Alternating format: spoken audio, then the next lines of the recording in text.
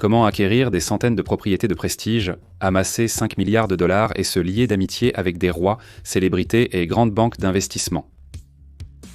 Vous mentez, vous trichez et vous volez. C'est exactement ce qu'a fait Joe Low. Voici son histoire. En seulement 8 courtes années, ce jeune Malaisien de 22 ans, à l'apparence discrète, a déclenché une série d'événements qui l'ont conduit à devenir milliardaire, à faire la fête sur un yacht avec Paris Hilton et Leonardo DiCaprio, et à sortir avec certaines des plus belles femmes du monde. Cela entraînerait également l'érosion de la liberté politique pour une nation entière, l'ascension d'un dictateur autoritaire, la suppression de la liberté d'expression et l'assassinat d'un procureur qui luttait contre cela. Ça va être une histoire folle et longue.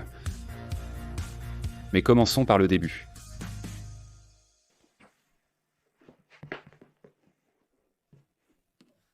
L'histoire de Joe Low est longue et compliquée, alors je vous recommande de vous installer confortablement.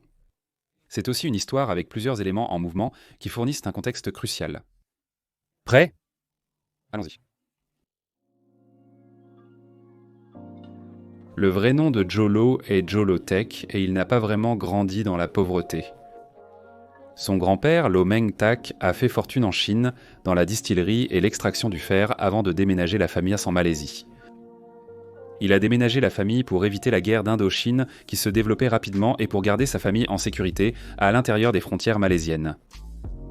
Peu de temps après leur installation, le père de Joe, Low Hock Peng, ou Larry Low comme on l'appelle plus couramment, a fondé la société d'investissement MWE Holdings.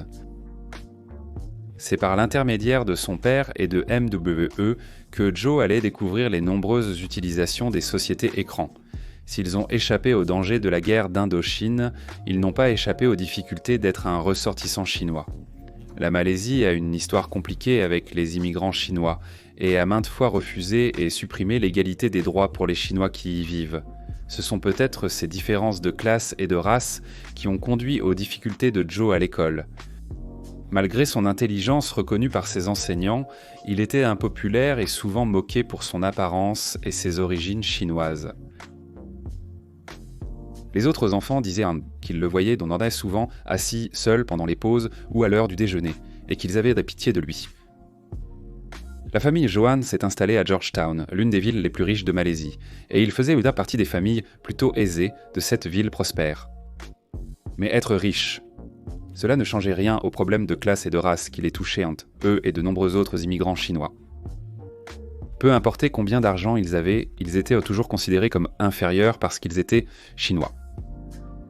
Peut-être que cette expérience a façonné l'attitude de Joe envers la Malaisie par la suite. C'est peut-être aussi pourquoi Joe a été envoyé dans le prestigieux pensionnat public anglais de Harrow. Si vous êtes confus quant au fait qu'une école privée soit appelée pensionnat public, ne vous inquiétez pas, vous n'êtes pas seul. Au Royaume-Uni, les écoles privées sont appelées écoles publiques, et les écoles publiques sont appelées écoles d'État. Même moi, je ne suis pas vraiment sûr de la raison. Mais si je devais risquer une supposition, j'imagine que ce serait une sorte de subtilité technique pour obtenir un financement gouvernemental ou une sorte d'exonération fiscale spéciale. En fait, je vais chercher sur Google parce que je suis curieux maintenant. C'est exactement comme ça que je finis par tomber dans autant de terriers de lapins. Je n'étais pas loin de la vérité. Ils font semblant d'être accessibles à tout le monde pour pouvoir obtenir une exonération fiscale. Joe a vite réalisé que les inégalités de classe et de race qu'il vivait en Malaisie n'étaient pas si différentes de celles du Royaume-Uni. Même dans un internat prestigieux, les gens le méprisaient à cause de ses origines chinoises, et ils le méprisaient aussi parce que sa famille ne pouvait mesurer sa richesse qu'avec 6 zéros, alors que ses camarades venaient souvent de familles dont la richesse se compte en 9 zéros.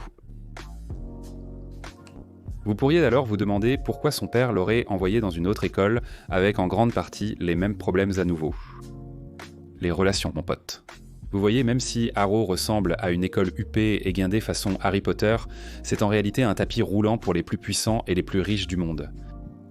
Parmi les anciens élèves de Harrow, on compte 3 premiers ministres britanniques dont Winston Churchill, le roi de Jordanie, 2 rois d'Irak, 2 cheikhs qataris, un premier ministre indien, 4 lauréats du prix Nobel, Lord Byron et une foule d'acteurs célèbres. Dire que cet endroit était exclusif est un euphémisme. C'est pendant son séjour à Harrow qu'il deviendra proche ami d'un certain Reza Aziz, qui est le beau-fils du Premier ministre malaisien Najib Razak. Je ne m'attarderai pas sur ces deux-là pour l'instant, mais croyez-moi, ils reviendront plus tard. Avec sa richesse qui ne correspondait pas vraiment à celle de ses pairs et son origine ethnique en dehors de la norme sociale, Joe a commencé à comprendre que c'était le club où il fallait être, mais qu'il allait devoir impressionner le portier pour pouvoir franchir les cordons de velours.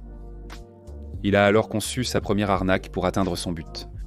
Il a obtenu des papiers à en-tête officielle de la famille royale de Brunei et les a utilisés pour réserver des tables au China White Club de Londres, un lieu réputé, fréquenté par les riches et célèbres.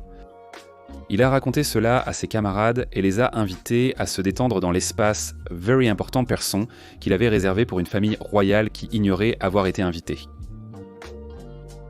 Joe et ses amis ont fait la fête toute la nuit dans un espace exclusif d'un club très select, aux côtés de célébrités et de stars du sport. Bien que ce stratagème lui ait valu un peu d'attention et de notoriété. Cela n'a pas vraiment gagné leur confiance, car Joe n'était pas comme ses camarades de classe. Sa famille ne venait pas d'une richesse générationnelle. Au Royaume-Uni, on ne peut pas acheter son statut social. C'est un cercle très fermé de personnes qui l'ont gardé ainsi pendant des générations, et il n'était tout simplement pas de leur rang. Il n'avait aucune crédibilité. Joe a tout de même tiré une leçon précieuse de cette expérience. Le prestige pouvait ouvrir beaucoup de portes, même lorsque ce prestige n'était qu'une illusion.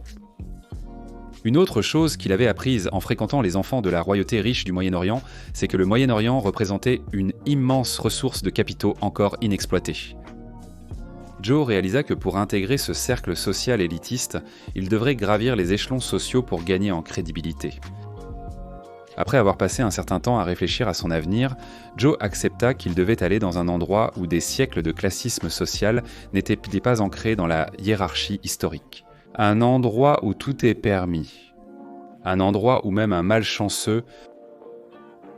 On ne peut pas acheter de la crédibilité simplement avec quelques centaines de dollars et d'écrits. Il devait aller aux États-Unis d'Amérique. Salut, si tu apprécies cette vidéo et que tu la trouves intéressante, n'oublie pas d'appuyer sur le bouton j'aime et de t'abonner si ce n'est pas déjà fait. Tu peux aussi soutenir la chaîne sur Patreon pour 2 $ par mois. Merci, retour à la vidéo.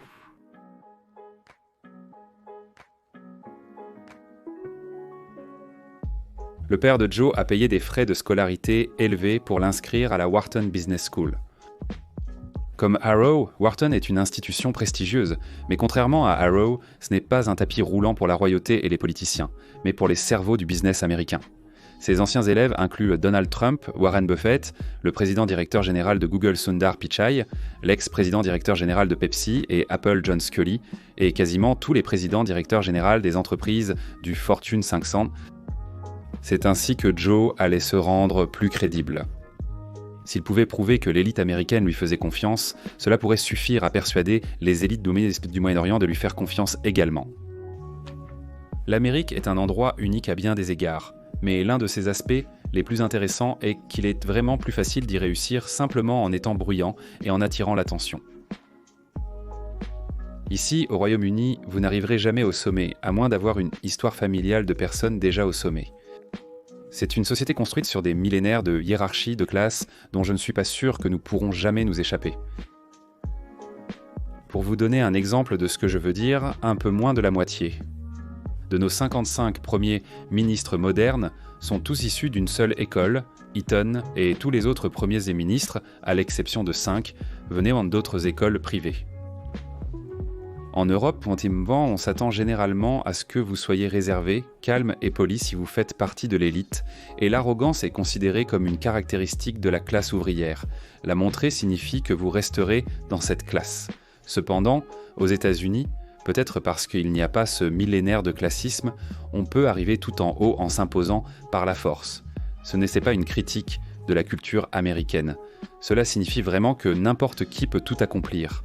Cela ne veut pas dire que vous y arriverez, mais vous avez plus de chance. Il n'y a pas de 19e comte de Winchester-Bury qui possède déjà toutes les terres et la moitié des maisons sur lesquelles vous devez construire votre vie. Le classisme ici est tellement dense et enraciné que lorsque j'ai dit comte de Winchesterbury, vous n'avez probablement même pas réalisé que cette personne et ce lieu n'existent pas, et vous avez simplement supposé que c'était le cas, parce que cela ressemble exactement au genre de titres et de personnes de la haute société britannique qui possèdent toute la richesse et le pouvoir dans ce pays.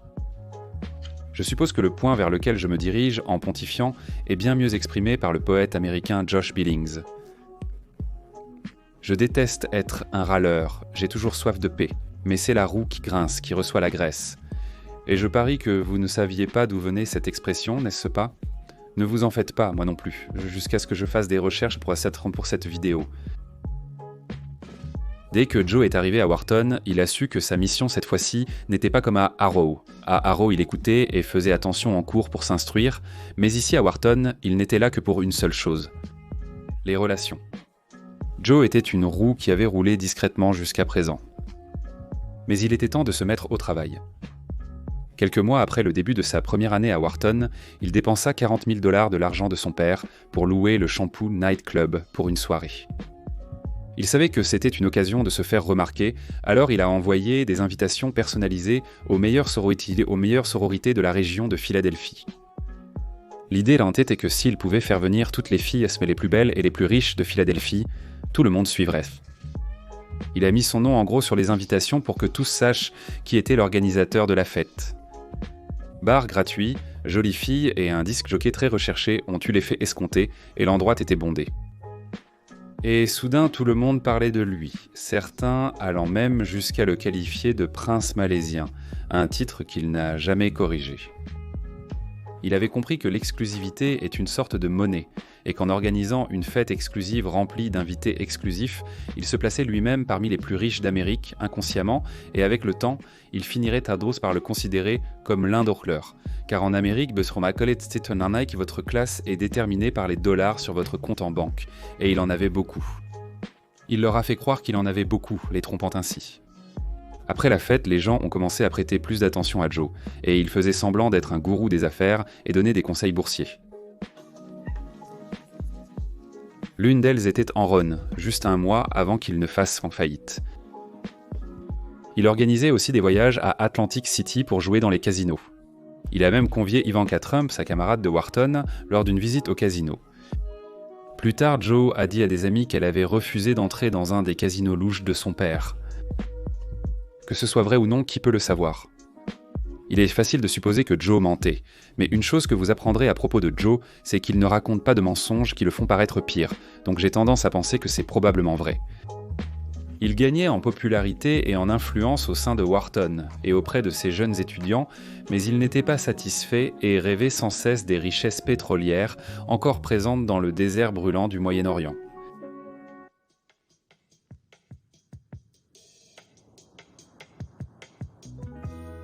Pendant les vacances d'été de Wharton, Joe est retourné rapidement au Moyen-Orient pour tenter de se rapprocher de la royauté locale.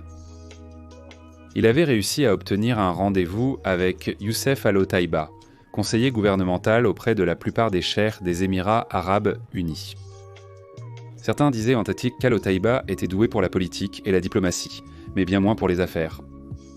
Alors, lorsqu'un millionnaire malaisien de 22 ans demanda un rendez-vous pour discuter d'investissement dans des entreprises malaisiennes, il accepta sans savoir que ce millionnaire de 22 ans était en réalité simplement un étudiant de Wharton, qui n'avait pas encore obtenu son diplôme et qui n'était pas non plus millionnaire. Al-Ataiber s'est assis avec Joe pendant que celui-ci posait tout un tas de questions sur le pouvoir et les structures politiques des Émirats arabes unis. C'est un mot difficile à prononcer. Et il lui a expliqué poliment comment les choses fonctionnent dans son coin du Moyen-Orient. Ataibe lui-même était conseiller du prince héritier des Émirats arabes unis. Il était extrêmement bien connecté. Ce qu'il n'était pas, en revanche, c'était obscènement riche, comme les personnes qu'il conseillait. Rencontrer Joe Low était une occasion d'augmenter sa richesse pour égaler celle de ses pairs et employeurs. À cette époque, Abu Dhabi n'était pas encore devenu le phare de l'opulence qu'il est aujourd'hui, mais il était rapidement en train de le devenir.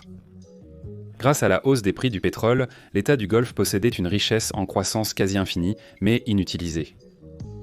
Lors de cette rencontre avec Al-Otaiba, Joe entendit parler pour la première fois des fonds souverains, un véhicule d'investissement où les nations placent des milliers de milliards de dollars pour les investir dans divers secteurs afin de faire fructifier davantage ces sommes colossales.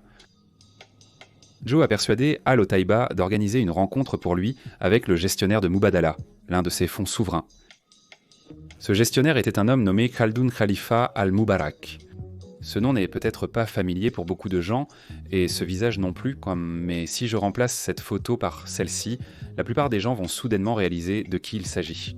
Il était président du club de football Manchester City. À l'époque, Sheikh Mansour n'avait pas encore acheté Manchester City, ni été nommé président du club, mais il cherchait vraiment des opportunités d'investissement dans le monde entier, et il avait 302 milliards de dollars à sa disposition. La brève rencontre de Lowe avec Al-Mubarak a laissé une impression durable. Joe Lowe était maintenant pleinement conscient de ce qu'il voulait faire. L'introduction au fonds souverain avait semé une graine dans son esprit. Joe est retourné avec enthousiasme à Wharton pour sa dernière année. Au même moment, il a ouvert une nouvelle société dans les îles Vierges britanniques qu'il a appelée Winton. Quand ses amis lui ont demandé la signification de ce nom, Joe a répondu sérieusement « gagner beaucoup d'argent ». Même eux n'étaient pas vraiment sûrs s'il plaisantait. L'entreprise visait à convaincre de nouvelles connaissances du Moyen-Orient d'investir dans Winton, qui investirait ensuite dans des opportunités commerciales en Malaisie en prenant une commission de courtier. Le problème, c'est que la société n'avait aucun soutien financier. Convaincre le premier investisseur est souvent le plus difficile pour obtenir un financement commercial. Chaque investisseur sert de preuve sociale pour le suivant, une technique qui deviendra plus tard un élément clé de l'arsenal de Joe. Ses amis aux Émirats arabes unis n'investiraient en pas tant que le projet n'aurait pas acquis une certaine crédibilité financière. En 2007, Najib Razak était le vice-premier ministre de Malaisie et il convoitait le poste suprême. Le problème, c'est qu'il avait quelques taches noires sur son nom. Il y avait des rumeurs selon lesquelles lui et sa femme auraient accepté des pots de vin pour d'importants contrats gouvernementaux. 2 de ses agents de sécurité avaient été condamnés pour un meurtre que beaucoup pensaient avoir été ordonné par Najib. Cette femme allait devenir témoin à charge dans une enquête sur la corruption gouvernementale impliquant cet homme de confiance et impliquant Najib par association. La femme avait été abattue, puis son cadavre avait été fait exploser avec du C4, indiquant clairement un meurtre. Najib a nié toute implication, mais presque personne ne le croyait. Le père de Najib, ancien Premier ministre des années 70, avait été l'architecte de la nouvelle politique économique malaisienne, entraînant une croissance économique massive. Son père Tun Razak, une figure politique très populaire, croyait fermement à l'égalité des richesses.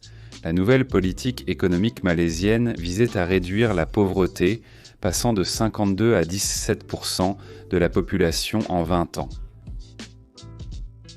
On disait que Tun Razak était une personne assez humble, et lorsque Najib était enfant et avait demandé qu'une piscine soit installée dans la résidence du Premier ministre, son père avait refusé, car un serviteur de l'État ne devait pas utiliser sa position à des fins personnelles. Najib avait en grande partie profité de la popularité de son père la plupart du temps, mais cela commençait à s'estomper à cause des récents scandales. Il avait donc besoin de quelque chose de marquant pour se propulser au poste de Premier ministre et faire oublier le passé à tout le monde. Les Malaisiens avaient leur propre fonds souverain appelé Khazanah, qui cherchait des partenaires commerciaux pour un immense projet de construction appelé Iskandar. Le fonds Khazanah était bien plus petit que les autres fonds souverains et avait donc besoin d'aide en capital. C'est à ce moment-là que le beau-fils de Najib, Reza Aziz, a dit qu'il connaissait quelqu'un qui pourrait aider. « Je t'avais dit qu'on reviendrait. » Aziz a dit que son ami Joe Lowe du pensionnat avait des contacts au Moyen-Orient et pouvait arranger une rencontre. Lowe avait installé sa société Winton au 70e étage, dans des bureaux extrêmement extravagants et high-tech qu'il payait avec des prêts bancaires qu'il ne pouvait pas vraiment se permettre. Mais il l'avait fait en croyant que, pour réussir, il fallait projeter une image de réussite. Lowe avait également conclu des affaires avec le frère de Najib, Nizam, pour des propriétés haut de gamme près des tours, donc Najib connaissait un peu Lowe, même s'il était dit qu'il ne l'aimait pas vraiment. Mais Lowe accepta de contacter Al Otaiba à Abu Dhabi pour voir s'il pouvait intéresser Al-Mubarak au projet Iskandar. Lowe savait qu'il n'était pas très apprécié de Najib, et il proposa donc de lui laisser tout le mérite si l'affaire aboutissait. C'était un geste calculé de la part de Lowe pour 2 raisons. Premièrement parce que cela le rapprocherait de Najib, mais aussi parce que cela lui permettrait de rester dans l'ombre. Peu de temps après que Lowe ait conclu l'accord entre Al-Mubarak et Najib, le Fonds souverain des Émirats arabes unis avait accepté d'investir environ 500 millions de dollars dans le projet de construction Iskandar. Najib et sa femme ont organisé une fête pour marquer l'occasion, ce qui a donné au public l'impression que les jours de magouille de Najib étaient terminés et qu'il était désormais un acteur légitime. Quant à Joe, eh bien sa partie ne faisait que commencer.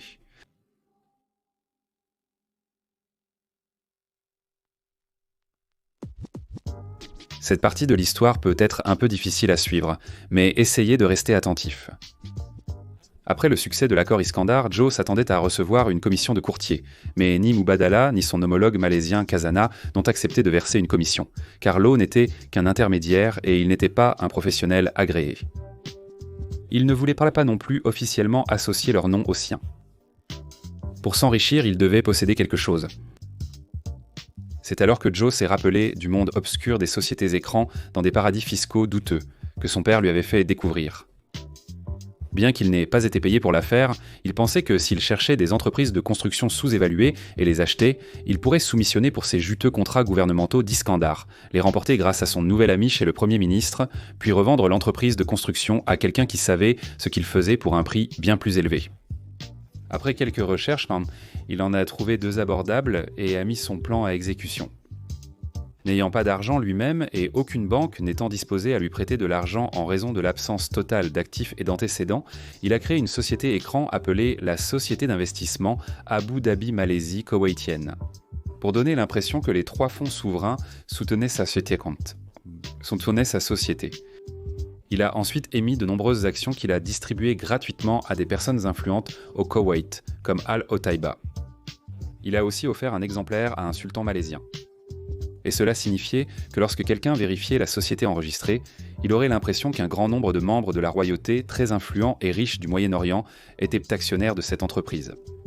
Cela donnerait l'impression que l'entreprise était fortement financée. Il est ensuite allé voir différentes banques pour obtenir des prêts.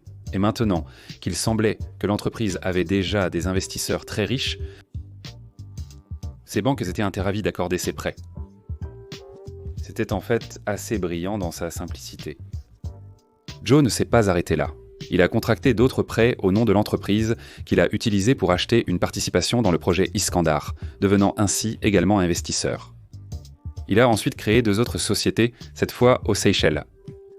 Il a choisi cet endroit pour profiter d'un instrument financier interdit presque partout ailleurs, appelé des actions au porteur, qui sont essentiellement de simples bouts de papier qui signifient que la personne qui détient ce bout de papier possède la société. Si j'avais des actions au porteur en ce moment et que je te les donnais, tu serais le propriétaire de cette société. Pas de traitement, de demande ou de paperasse. Pour des raisons évidentes, cela rend impossible d'identifier les propriétaires de ces sociétés, et c'est précisément pourquoi Joe les a sélectionnés. Il a appelé ces 2 sociétés Abu Dhabi Investment Authority Investment Corporation et Kuwaiti Investment Authority Investment Corporation, des noms qui par hasard ressemblaient énormément à l'Abu Dhabi Investment Authority et à la Kuwaiti Investment Authority.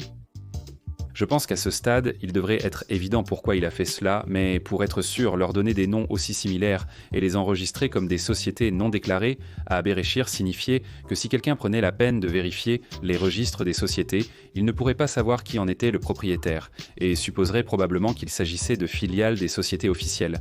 Parce que, pourquoi se donnerait-on tout ce mal et dépenserait-on autant d'argent si ce n'étaient pas des filiales officielles ? Il avait mis en place son jeu de coquilles. Il lui manquait seulement un second joueur. Joe avait besoin d'une personne riche pour vendre sa collection d'entreprises, qui incluait des sociétés écrans mais aussi de véritables contrats gouvernementaux, des véhicules de construction et des terrains. Ce n'était pas une entreprise vide, mais sa valeur était loin de celle à laquelle il comptait la vendre une fois qu'il aurait trouvé un pigeon approprié. Ce pigeon, c'était ce type, Taïb Mahmoud, un homme d'affaires riche mais âgé de Sarawak, qui était aussi le ministre en chef et cherchait des investissements pour ses terres. Mahmoud avait également un passé entaché d'accusations de corruption gouvernementale. Lowe a utilisé la promesse d'investissement potentiel du Moyen-Orient pour le convaincre d'acheter les sociétés foncières et de construction. Peu de temps après, Mahmoud a finalisé l'achat de ces sociétés, rapportant à Lowe un bénéfice de 110 millions. Et tout simplement, Joe Lowe s'était enrichi et s'était forgé une réputation d'acteur influent dans le monde des affaires, sans jamais rien produire du tout. C'est la mise en œuvre de ce plan complexe qui attira l'attention de la banque la plus célèbre de Wall Street.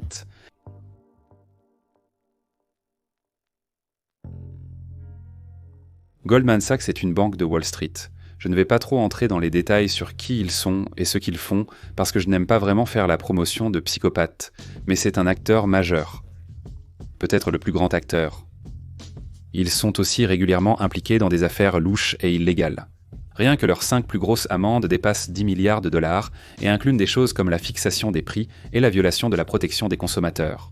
C'est une façon polie de dire qu'ils arnaquent complètement leurs clients comme quand ils ont sciemment vendu des obligations hypothécaires sans valeur à leurs clients, alors qu'eux-mêmes avaient parié contre ces obligations, ce qui a contribué à provoquer un krach financier.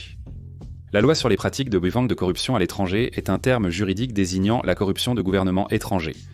Malgré leur bonne réputation, la vérité est qu'il y a peu de choses illégales auxquelles ils ne s'adonneraient pas.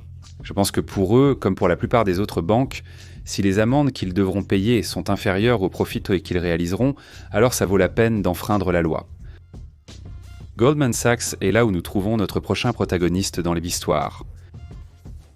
Tim Leissner était le chef de la division Asie de Goldman à cette époque, un Allemand qui était monté au sommet de Goldman Asie en utilisant ses connexions avec un milliardaire malaisien pour introduire en bourse la société de ce dernier pour environ 800 millions de dollars, ce qui a permis à Goldman de gagner environ 10 millions de dollars dans l'opération. Cependant, il n'était pas la vedette montante irréprochable qu'il paraissait. Il était accusé de coucher avec une cadre de ces entreprises, donnant à Goldman un avantage déloyal lors des appels d'offres pour être la banque aidant ces entreprises à entrer en bourse. Il promettait également que Goldman garantirait un accord d'1 milliard avec Maybank, alors qu'il n'avait ni l'autorité ni la permission de faire cette offre au nom de Goldman. Il était prêt à contourner les règles pour un gros chèque. C'est probablement à ce moment-là que Goldman l'a promu. La crise mondiale des prêts hypothécaires créait une panique généralisée et les opportunités d'affaires étaient limitées, la liquidité mondiale étant très faible. Tim cherchait des opportunités sous-évaluées lorsqu'il a été présenté à un homme d'affaires malaisien de 26 ans par le banquier local de Goldman, Roger Ng. Cet homme d'affaires affirmait avoir une opportunité incroyable. Au cas où vous ne l'auriez pas deviné, cet homme d'affaires était Joe Lowe, et il avait effectivement une opportunité. Une opportunité pour un énorme vol de plusieurs milliards de dollars. Vous voyez, pendant que Tim éteignait des incendies financiers partout dans le monde à cause de la crise financière, Joe avait passé du temps avec l'un des sultans de Malaisie et lui avait fait gagner un peu d'argent grâce à la pseudo-arnaque de la société Abu Dhabi Kuwaiti Malaysia, qu'il avait montée auparavant. Il a ensuite convaincu le sultan d'investir 1,6 milliard dans un fonds souverain. Le sultan était un musulman conservateur et il était très préoccupé à l'idée de confier une somme aussi énorme de sa richesse pétrolière à un jeune de 26 ans sans expérience. Pour apaiser ses craintes, Joe lui a dit qu'il avait des contacts chez Goldman Sachs qui l'aideraient à gérer toute l'opération. Ce n'était pas vrai, mais Joe avait adopté une attitude. Promettre d'abord, trouver comment faire ensuite. Le sultan a accepté d'investir, mais seulement après que Goldman ait officiellement rejoint le projet. Joe ne pouvait pas faire semblant cette fois. Il avait besoin que Goldman le rejoigne, mais doutait que son dossier passe la vérification d'une banque américaine. Les banques d'investissement l'avaient déjà rejeté 2 fois auparavant pour des comptes et des prêts. Il lui fallait donc un complice interne, prêt à enfreindre les règles pour gagner beaucoup d'argent. Et 1,6 milliard, c'était vraiment un paquet d'argent. Faire entrer Goldman donnerait au fonds, et donc à lui aussi, une légitimité internationale. Mais qui serait prêt à mettre sa carrière en danger pour faire ça ? Voici Tim Leissner. Assez ironiquement, les deux ne s'aimaient pas, chacun trouvant l'autre imprévisible et peu fiable, mais tous deux voulaient ce que l'autre possédait. Leissner voulait transférer ses richesses chez Goldman pour une commission importante, et Lowe comptait sur la réputation de Goldman pour légitimer ce qui allait s'avérer être un vol massif. Lowe a organisé une rencontre entre Leissner et le sultan, et quelques jours plus tard, Goldman était officiellement de la partie. Au départ, le sultan a poursuivi l'accord, mais il a vite pris peur suite à des rumeurs sur Lowe et ses pratiques douteuses. le rêve de Lo s'effondrait lentement. Heureusement, un investissement fait quelques années plus tôt allait bientôt porter ses fruits.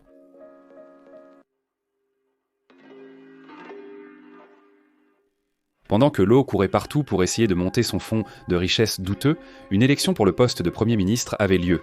Et grâce au fait que Lo avait laissé Najib Razak récolter tout le mérite du gigantesque projet de construction qu'il avait organisé entre la Malaisie et Abu Dhabi, Razak venait tout juste de devenir Premier ministre de Malaisie et était désormais l'homme le plus puissant du pays. Lo est retourné voir Razak pour le féliciter, en espérant que Najib se souviendrait à quel point il l'avait aidé auparavant. Il n'avait pas tort. Najib savait que pour conserver son poste lors de la prochaine élection, il allait avoir besoin d'une cagnotte, à la fois pour faire campagne et pour réaménager certaines régions de la Malaisie. Lo l'a convaincu que l'argent viendrait sous la forme d'investissements du Moyen-Orient dans leurs fonds souverains. Quel fonds souverain ? Najib lui avait demandé, et Lo répondait « Celui que j'ai mis en place avec le sultan, que vous allez maintenant reprendre en tant que Premier ministre. » Lo l'a persuadé qu'avec le 1,5 milliard dans le fonds, il pourrait convaincre ses amis du Moyen-Orient d'y investir davantage. Il lui a également dit qu'avec autant de capital dans le fonds, il pourrait aussi emprunter sur les marchés internationaux à des taux bien plus avantageux pour lever encore plus d'argent. Le problème était que les 1,6 milliard de dollars se trouvaient sur un compte en Malaisie et Lo voulait les transférer sur des comptes qu'il contrôlait seul. Mais Razak n'allait pas simplement donner l'argent, méfiant envers lui. Alors Lo a organisé une rencontre sur un immense yacht avec un prince saoudien qui possédait une entreprise appelée Petro Saudi. Le prince a accepté de contribuer 2,5 milliards de dollars d'actifs au fonds, sous forme de champs pétrolifères qu'il contrôlait, à condition que le fonds malaisien apporte de l'argent liquide immédiatement. Si vous avez suivi l'histoire de près, vous réaliserez probablement que tout cela n'était qu'un leurre. Le prince était bel et bien un véritable prince saoudien, et il possédait réellement Petro Saudi. Cependant, l'entreprise ne disposait ni des fonds, ni des actifs approchant de tels montants. En vérité, le prince ne détenait pas d'immenses richesses. Et en tant que l'un des 20 enfants, il ne s'attendait pas non plus à recevoir beaucoup de l'argent familial. Et en fait, lorsque son père est décédé, il s'attendait à être écarté du pouvoir et des finances. Il ne fournissait pas d'actifs, il en avait besoin. Mais comme pour beaucoup des combines de Joe Lo, le nom et l'apparence de la richesse étaient la partie importante de l'arnaque. Cette rencontre avec le prince saoudien et la perception qu'il venait d'augmenter la valeur du fonds souverain de 2 milliards et demi supplémentaires ont convaincu Najib de reconditionner le fonds sous le nom de 1MDB. 1MDB signifiant One Malaysia Development Berhad, un fonds spécifiquement créé pour offrir de meilleures opportunités et réduire les inégalités pour tous les peuples et toutes les ethnies de Malaisie, d'où le nom One Malaysia. Joe a obtenu ce qu'il voulait, et l'argent précédemment détenu sur un compte bancaire malaisien a été transféré dans le nouveau fonds souverain mis en place par l'ami de Joe, Tim, chez Goldman Sachs. Najib faisait désormais entièrement confiance à Joe, et bien qu'il n'ait pas été nommé cadre ou employé du fonds, Najib s'est assuré que tout le monde sache que Joe était le grand patron. Joe a rapidement transféré 700 millions de dollars pour rembourser un prêt de Petro Saudi. Les banquiers et le conseil d'administration ont d'abord demandé de quel prêt il s'agissait.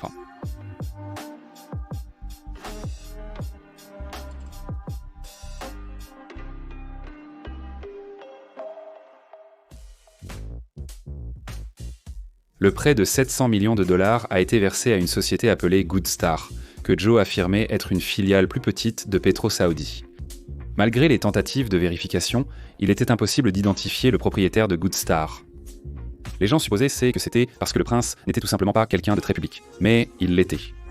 Et il n'aimait pas vraiment que ses affaires soient publiques, ce n'était pas le cas.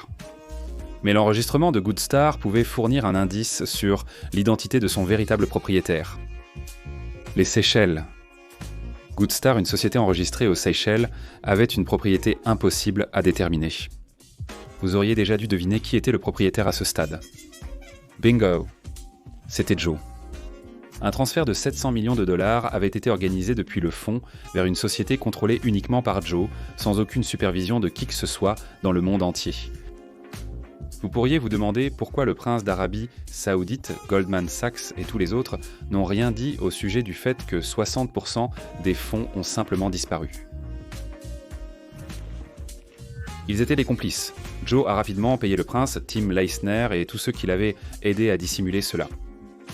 Tout le processus de création du fonds et de validation des transactions n'a duré que quelques semaines, ce qui était extrêmement étrange, car normalement, des instruments financiers et des transactions de ce type et de cette ampleur prenaient un an ou plus à mettre en place. Après avoir payé tout le monde, Joe avait encore environ 400 millions de dollars pour s'amuser. Et c'est exactement ce qu'il a fait. Las Vegas se présente comme la capitale mondiale du divertissement.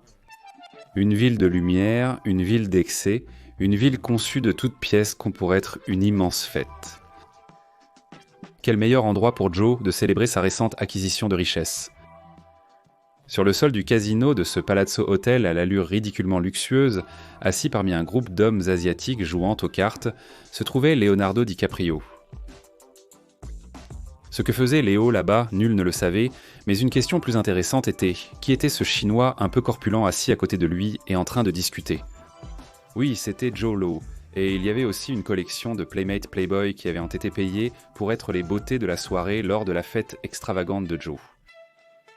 Il a passé la nuit à jouer et à boire avec DiCaprio et un groupe de magnifiques mannequins dans l'un des hôtels les plus luxueux de Las Vegas, et selon les critères de n'importe quel homme ordinaire, cela aurait été une soirée sensationnelle. Mais pour Joe, ce n'était tout simplement pas suffisant. Alors, au cours des 8 mois suivants, après avoir utilisé divers instruments financiers pour faire discrètement entrer son argent dans des institutions américaines, Joe a enchaîné fête sur fête sur fête. Il a dépensé 100 000 $ par mois pour louer des appartements pour lui et son équipe à New York. Lors de ces déplacements, il était toujours accompagné d'une escorte de sécurité coûtant des dizaines de milliers de dollars. Il a accumulé une note de bar de 130 000 $ en une nuit dans une boîte new-yorkaise. Il donnait des pourboires exorbitants au personnel, louait des voitures rares et chères et achetait des montres et vêtements de luxe. Un soir, il a acheté quelques centaines de sacs Hermès et les a simplement distribués aux gens dans la boîte de nuit. Pendant qu'il faisait la fête, il a aperçu Lindsay Lohan, qui fêtait son 21e anniversaire. Alors il a fait ce que toute personne normale ferait. Il a envoyé 21 bouteilles de cristal à 500 $ la bouteille. Il louait des jets privés et des yachts privés. Il payait des mannequins Playboy pour faire la fête avec lui nuit après nuit après nuit. À la fin de cette période de 8 mois, Joe avait dépensé 80 millions de dollars rien qu'en faisant la fête. Soudainement, tout le monde a pris conscience de ce mystérieux milliardaire malaisien qui jetait de l'argent comme s'il n'en avait rien à faire. Il devenait célèbre pour son excès et sa générosité, ce qui était bien sûr le but. Il voulait que tout le monde sache qu'il était l'homme le plus important dans n'importe quelle pièce où il décidait de faire son apparition. Les journaux, les magazines et les chroniques mondaines ne pouvaient s'empêcher de parler de cette nouvelle mégastar qui était liée et aperçue avec certaines des personnes les plus célèbres d'Hollywood. Il s'est lié d'amitié avec des propriétaires de boîtes de nuit en dépensant des millions dans leurs établissements. Joe savait que le couple avait beaucoup de clients célèbres et qu'en devenant leur ami, il pourrait aussi se rapprocher des célébrités. Cela a garanti que la liste des invités à ces soirées suscitait l'envie de tous. Parmi ces invités figuraient DiCaprio, Tobey Maguire, Usher, Jamie Foxx, Kate Upton, Megan Fox et Emily Ratajkowski. La liste était très longue. Il construisait une image publique soigneusement cultivée. Étrangement, malgré le fait d'être constamment entouré de célébrités et de mannequins de Playboy, personne ne l'a jamais vu flirter avec des femmes ou sortir avec l'une d'elles. Mais c'est seulement parce qu'il n'avait pas encore rencontré la bonne.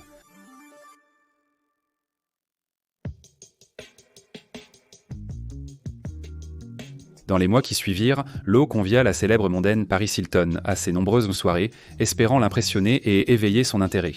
Elle était la femme de ses rêves depuis la fac. Finalement, il a réussi à se faire inviter à sa fête d'anniversaire pour ses 29 ans, organisée dans l'un de ses endroits favoris, le Palazzo à Las Vegas. Joe était connu comme le roi malaisien des fêtes qui dépensait sans compter, mais l'origine de sa richesse restait un mystère pour la plupart des gens. Certains le croyaient issu de la royauté, tandis que d'autres murmuraient qu'il serait un trafiquant d'armes. Sur le plancher du casino de cet hôtel, dans une salle privée, Joe a surpris Paris avec une montre Cartier et 250 000 $ en jetons de jeu comme cadeau d'anniversaire. Contrairement aux autres hommes, Joe n'a pas immédiatement cherché à la toucher, ni essayé de devenir physique ou de la draguer. Il s'est simplement contenté de l'inviter à venir jouer avec lui, et elle a accepté. et elle a regardé Joe perdre plus de 2 millions de dollars sans même sourciller. Il jouait comme si l'argent ne s'arrêtait jamais. Et ça aussi, c'était calculé par Joe, qui se souvenait que la seule crédibilité dont on a besoin aux États-Unis, c'est la richesse. Alors il a jeté des millions de dollars par les fenêtres sans broncher, sachant que cela impressionnerait ses invités célèbres avides d'argent. Et ça a marché. Mais en Malaisie, les gens voyaient les articles de presse sur les frasques de Joe et se demandaient ce qui se passait. Najib Razak, président du fonds One Malaysian Development Berhad, était reconnaissant à Joe de l'avoir aidé à gagner une élection, mais commençait à devenir curieux.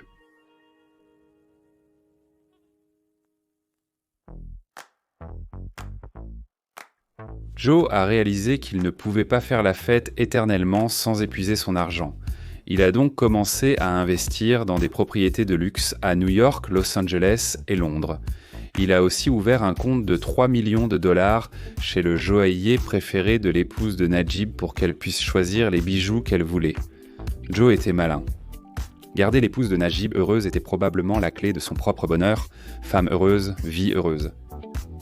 Mais par précaution, il a aussi créé un compte séparé qu'il a approvisionné avec des millions de dollars des fonds de campagne de Najib pour sa propre satisfaction. Najib présidait le fonds One Malaysian Development Berhad avec un droit de veto sur les autres membres du conseil. Tant que Joe le satisfaisait, il pouvait utiliser le fonds comme son propre fonds privé sans trop d'interrogations.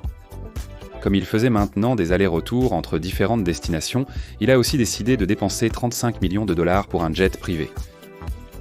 À ce stade, Joe avait dépensé et investi environ 250 millions de dollars sur les 360 millions qu'il avait conservés du transfert initial, et il lui restait aussi environ la moitié de l'argent qu'il avait gagné grâce à sa première affaire en vendant les entreprises de construction. Quels sont les moyens d'investissement qui pourraient lui procurer de bons rendements ?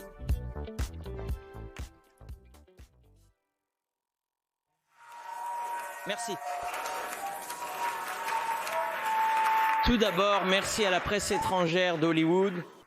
Je n'aurais jamais imaginé gagner le prix du meilleur acteur dans une comédie. Alors j'aimerais féliciter mes collègues comédiens ici ce soir. Christian Bale, le grand Joaquin Phoenix, Oscar Isaac.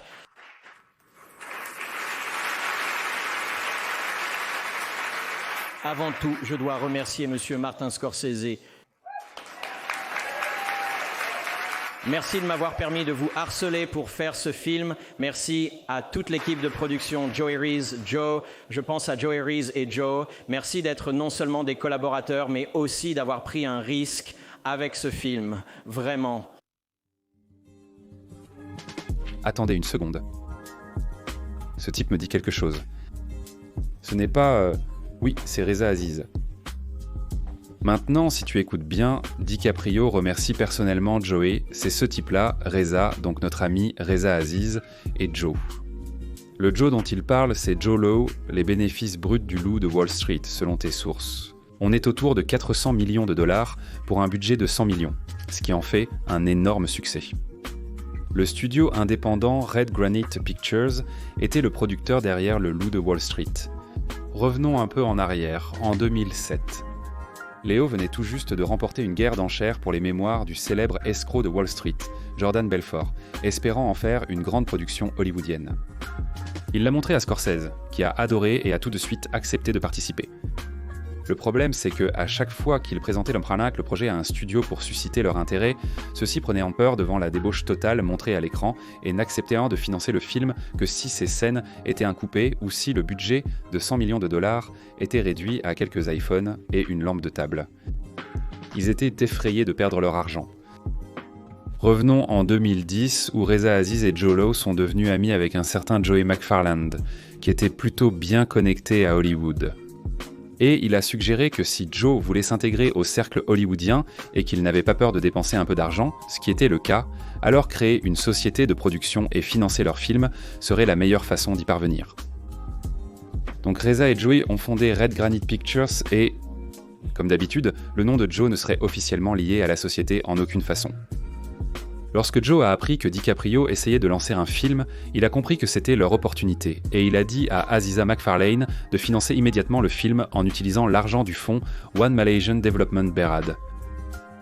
Si le film réussit, cela renforcerait la légitimité de Joe dans le monde des affaires et inciterait les célébrités qu'il convoitait à vouloir faire partie de son entourage.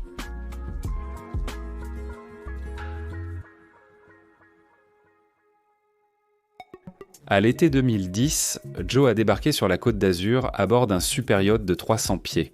Allongé à côté de lui sur ce yacht se trouvait Paris Hilton. Comme d'habitude, Joe voulait être le centre de l'attention, et il ne s'agissait pas seulement du yacht ou de la mondaine. Plus tard dans la soirée, il a assisté à une fête, un genre de fête assez unique appelée une « bottle parade ». Comment expliquer cela ? Eh bien, le principe est que des gens riches font des enchères concurrentes pour dépenser le plus d'argent possible en champagne. Le plus gros enchérisseur gagnait l'honneur de recevoir l'équivalent de son enchère en champagne, livrée par des mannequins françaises. Aucune personne censée ne participerait à cette pratique, car c'est un énorme gaspillage d'argent. Mais c'était justement le but, montrer combien d'argent on avait en étant aussi ostentatoire que possible. Lors de ce défilé de bouteilles en particulier, Joe a écrasé la concurrence en dépensant 2 millions de dollars, ce qui signifiait que le club devait servir pour 2 millions de dollars de champagne à tous les invités présents dans le club. Cela représente 4000 bouteilles de très bouteilles de champagne. C'est absolument absurde et probablement même impossible à réaliser en une seule nuit. Le reste de la nuit s'est passé dans un brouillard éthylique, Lowe et Hilton semblant de plus en plus ivres et proches au fil des heures. Et puis le lendemain, ils ont recommencé. Les magazines People et les journaux présentaient Joe comme le petit ami de Paris, mais en réalité ce n'était pas vraiment le cas. En réalité, Joe avait déjà une femme, enfin 2 en fait. Joe était tombé amoureux d'une pop star taïwanaise et l'avait couverte de bijoux coûteux, mais même elle n'était pas vraiment sa petite amie. En Malaisie, Joe avait une vraie petite amie qui venait parfois aux États-Unis pour passer du temps avec lui, mais elle était toujours tenue à l'écart des fêtes. Il lui disait que toutes les femmes qu'elle le voyait fréquenter en public étaient payées pour être là afin de soigner son image, ce qui était en fait vrai, mais elle a fini par découvrir l'existence de la pop star taïwanaise. On pourrait croire à une grosse dispute suivie d'un départ furieux en Malaisie, mais en réalité, elle a simplement accepté la situation. Ce style de vie opulent séduit probablement tout le monde. De retour en Malaisie, sa réputation s'était tellement répandue que sa famille voyait désormais ses exploits scandaleux, et son père, Laro, était furieux. Il a appelé son fils en exigeant qu'il rentre à la maison et qu'il travaille sur son image publique à la place. Najee l'avait contacté pour lui faire à peu près la même demande. Alors Joe est rentré chez lui et a inventé une histoire bidon pour le journal local contrôlé par l'État, puis il est reparti et s'est inscrit dans une clinique privée de rajeunissement à 30 000 $ pour se remettre. Les gens dépensent 30 000 $ pour paraître plus jeunes ? C'est quoi l'intérêt de se rajeunir ? Je bois trop d'alcool et j'ai besoin de me reprendre en main. Une cure détox pourrait m'aider. Va te faire foutre. Quand il est finalement revenu en Malaisie, c'était la fin de l'exercice financier et le fonds One Malaysian Development Berhad devait publier ses comptes. Le problème, c'était qu'il manquait 1 milliard dans le fonds, sans aucun actif ni investissement pour le justifier. Ils ont fait de leur mieux pour régler le problème en prétendant que l'argent qu'ils avaient envoyé à PetroSaudi, l'argent que Joe avait volé, était en réalité un prêt à PetroSaudi. Pour une raison quelconque, tout le monde semblait complètement oublier que la raison initiale de l'envoi de l'argent à PetroSaudi était soi-disant de rembourser un prêt à PetroSaudi. Mais comme je l'ai dit, personne n'a pris la peine de vérifier cela. En enregistrant cela dans les comptes comme un prêt, qui n'était pas dû avant 2020, il s'était effectivement donné une raison pour que l'argent quitte le compte et il n'aurait pas besoin d'y revenir avant 2020. Les comptables n'ont pas validé cela, car cela ressemblait à une tentative de dissimulation de détournement de fonds, ce qui était le cas.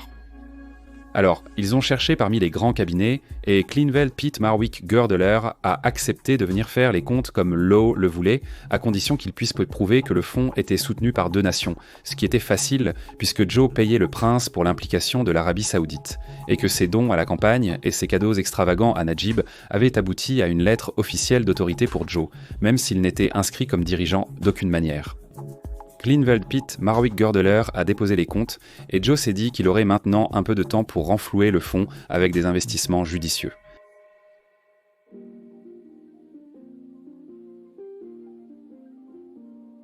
À l'été 2011, Joe a emmené le casting et l'équipe du Loup de Wall Street à Cannes pour une fête de pré-production, ce qui est en soi assez inhabituel puisque les sociétés de production n'aiment généralement pas dépenser de l'argent superflu pour des films qui n'existent même pas encore. Le lien étroit de Joe avec DiCaprio l'avait conduit à accepter de financer le film à hauteur de 100 millions de dollars. C'était parfait pour DiCaprio et Scorsese, car Joe, Reza et Joey refusaient toute intervention d'un studio pour édulcorer ou modifier le film. Ils étaient ravis de laisser Leo et Marty gérer ça. L'idée de la pré-production chez Inkans venait entièrement de Joe, comme vous l'avez sûrement deviné. L'un de ses invités serait le loup lui-même, Jordan Belfort. Un homme familier des affaires louches, condamné pour fraude sur les valeurs mobilières dans les années 90. Pour les proches de Joe, ces dépenses extravagantes n'étaient pas surprenantes, ils ne s'en étonnaient donc pas. Mais Belfort a jeté un coup d'œil autour de lui, a vu toutes ces sommes d'argent énormes dépensées et a tout de suite deviné que quelque chose n'allait pas. Qui dépense 3 millions de dollars pour une fête de pré-production ? La raison pour laquelle je savais que l'argent était volé, ou du moins je pensais qu'il se passait quelque chose, c'est quand je suis arrivé à la fête de lancement de Le Loup de Wall Street, alors que le film n'avait même pas encore été tourné. Je leur ai vendu les droits. Ils m'ont fait venir à Cannes pour une fête afin d'annoncer qu'ils avaient acheté les droits. Je suis allé à une fête extravagante. J'ai regardé ma femme décédée et lui ai dit que ça finirait mal. Elle a demandé pourquoi.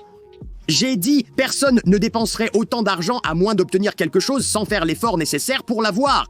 Je ne blâmerai pas Léo pour ça. En tant qu'acteur, il ne pouvait pas le savoir. Jordan savait que les seules personnes qui jettent de l'argent par les fenêtres de façon aussi irresponsable sont celles qui n'ont pas versé de sueur et de larmes pour le gagner. Belfort, ayant déjà été incarcéré et souhaitant rester dans la légalité, a choisi de prendre ses distances avec la production et toutes les personnes impliquées. Belfort, prenant ses distances, a inquiété Joe, qui a alors proposé à Jordan 500 000 $ pour venir à Vegas avec l'équipe. À son crédit, Jordan a refusé. Qu'est-ce que tu penses de ça ? Un escroc a refusé de l'argent venant d'un autre escroc. Qui l'aurait cru ? Un pêcheur en reconnaît toujours un autre de loin. Jordan finirait par avoir raison, mais même lui n'avait aucune idée de l'ampleur de l'arnaque. Joe voulait non seulement s'impliquer dans l'industrie du cinéma, mais aussi devenir un magnate de la musique. Il a créé Red Spring, une société de production musicale, dans l'espoir d'attirer de grandes stars. Il a organisé une fête gigantesque et invité des géants de l'industrie comme Jay-Z, Eminem, Pharrell et Lady Gaga. Il a même enregistré un disque avec Lil Jon, où il chantait sur la piste. Son rôle était minuscule, il ne faisait que répéter « très chaud » à quelques reprises. J'ai essayé de la trouver pour qu'on puisse l'écouter et rigoler, mais elle n'a jamais été publiée officiellement et malheureusement, je pense qu'elle est tout simplement perdue aujourd'hui. Avec les fonds de 1MDB qui s'épuisaient, Joe a persuadé Najib d'envoyer encore 800 millions de dollars d'argent public dans le fonds pour investir. À ce stade, Joe détournait régulièrement de l'argent du fonds pour continuer à financer la campagne de réélection de Najib. Comme beaucoup de gens recevant d'énormes sommes, Najib n'a jamais demandé d'où venait l'argent et s'est convaincu qu'il s'agissait des profits des investissements de Han, Malaysian Development, Bharat, exactement comme Joe le lui avait dit. Joe avait de nouveau une grosse somme d'argent. Cette fois, il a compris qu'il devait investir la majorité de cet argent et trouver des moyens de le faire fructifier immédiatement, d'où son intérêt soudain pour la production musicale. L'injection supplémentaire de liquidité donnait à Joe le contrôle total, de juste un peu moins de 2 milliards de dollars à ce stade. Mais Lo s'est rendu compte qu'une deuxième option pour alimenter le fonds était simplement de trouver d'autres investisseurs pour y injecter de l'argent. Il avait croisé la route d'un autre fonds de richesse nommé International Petroleum Investment Company, ou International Petroleum Investment Company, pour faire court, un autre fonds d'Abu Dhabi qui disposait de 70 milliards de dollars. Il avait rivalisé avec le fonds pour le contrôle d'une collection d'hôtels de luxe très chers à Londres avant qu'ils ne deviennent partenaires. Pour les convaincre, Joe avait signé un chèque de 50 millions sur le champ comme investissement initial. Cet accord ne s'est finalement pas concrétisé, mais il avait convaincu le gestionnaire de ce fonds, un homme nommé Mohamed Al-Husseini, que Joe et son fonds étaient de légitimes. À ce stade, il ne l'était clairement plus, mais il essayait réellement de l'être. Il a convaincu son nouvel ami d'investir avec lui dans une mine de charbon en Mongolie, espérant la revendre rapidement et remettre de l'argent dans 1MDB, mais seulement quelques mois après l'achat, les prix du charbon se sont effondrés lorsque l'économie chinoise s'est effondrée avec eux. Il a aussi négocié un accord pour que International Petroleum Investment Company achète une banque malaisienne pour presque 3 milliards de dollars. L'action de la banque a chuté, entraînant des pertes de centaines de millions pour International Petroleum Investment Company. Il s'avère que Joe n'est pas vraiment doué pour gagner de l'argent, honnêtement. Qui l'aurait cru ? Joe devait se rattraper auprès de son nouveau partenaire commercial. C'est à cette époque qu'un employé de Petro-Saudi nommé Xavier Justo s'est senti lésé par ses employeurs après avoir mis en place la seule entreprise légitime que One Malaysian Development Berhad possédait, à savoir l'achat de 2 navires de forage pétrolier qui ont ensuite été loués au gouvernement du Venezuela. Justo avait avancé les frais des opérations pendant quelques années dans l'attente de l'argent de One Malaysian Development Berhad et Petro-Saudi qui n'est jamais arrivé. Il a poursuivi son patron pour récupérer son argent, puis a démissionné et négocié une indemnité de départ, qui consistait à récupérer l'argent dépensé, sans bénéfice. Et cela aurait probablement été la fin de l'histoire si son ancien employeur n'avait pas ensuite réduit l'indemnité de départ et terni sa réputation dans toute l'Europe. Cette erreur allait lui coûter extrêmement cher. Mais pas d'inquiétude, nous y serons très bientôt.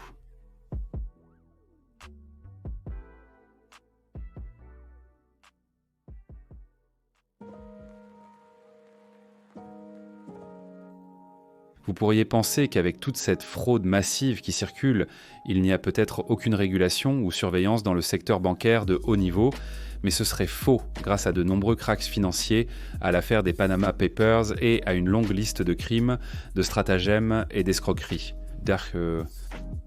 Il existait de nombreuses règles et lois sur le transfert de grosses sommes d'argent.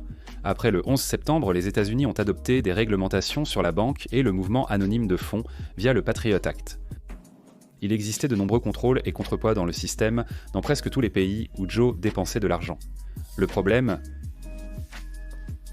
comme c'est toujours le cas, c'est que les personnes censées consent faire respecter ces contrôles et contrepoids gagnaient tellement d'argent qu'elles détournaient souvent le regard ou n'avaient pas correctement enquêté sur tout l'argent qui circulait via les fonds secrets de Joe. Il voyait un fonds souverain national envoyer d'énormes sommes d'argent sur un minuscule compte privé aux Seychelles et se disait en temps « ça a l'air un peu louche ». Soudain, les énormes commissions de courtage ne leur semblaient plus du tout suspectes. Joe savait qu'il pouvait compter sur la cupidité des gens. Il était un piètre homme d'affaires, comme c'est désormais évident. Mais il savait lire et motiver les gens. Il s'avère que l'argent est à peu près un motivateur universel. Joe devait encore combler un déficit de 1,8 milliard de dollars dans les comptes de One Malaysian Development Berhad. Il avait réussi à le repousser par une comptabilité douteuse, mais le trou persistait. Alors, à travers un ensemble extrêmement complexe de comptes privés et de transactions allant et venant entre plusieurs pays et de sociétés, Joe avait fait apparaître des actifs de 2,3 milliards de dollars, ce qui donnait scandaleusement à One Malaysian Development Berhad un bénéfice de 300 millions sur le papier.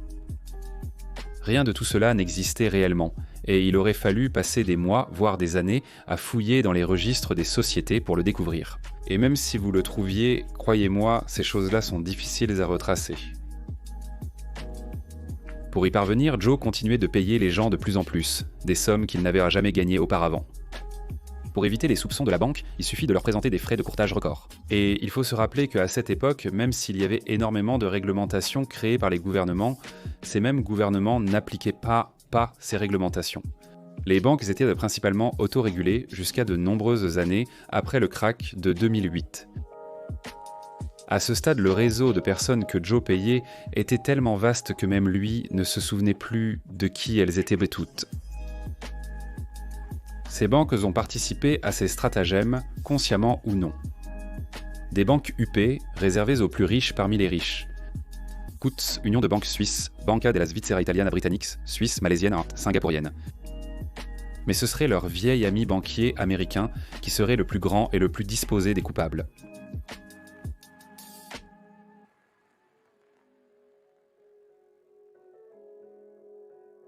Maintenant, plus tôt dans l'histoire, j'ai été un peu trompeur quand j'ai parlé d'International Petroleum Investment Company. Je l'ai présenté comme un fonds souverain de 70 milliards, ce qui est vrai, mais j'ai donné l'impression qu'il s'agissait d'un fonds de richesse soutenu par l'argent du pétrole de l'État. Le président du fonds est le Cheikh Mansour, le propriétaire du club de football de Manchester City. Al-Mubarak, président de Manchester City, gère le fonds International Petroleum Investment Company. Mansour a un droit de veto et le contrôle ultime, mais le fonds est en grande partie géré par Al-Mubarak, qui permet à un gars appelé Kadim Al-Kubaisi de gérer le fonds au quotidien avec très peu, voire aucune supervision.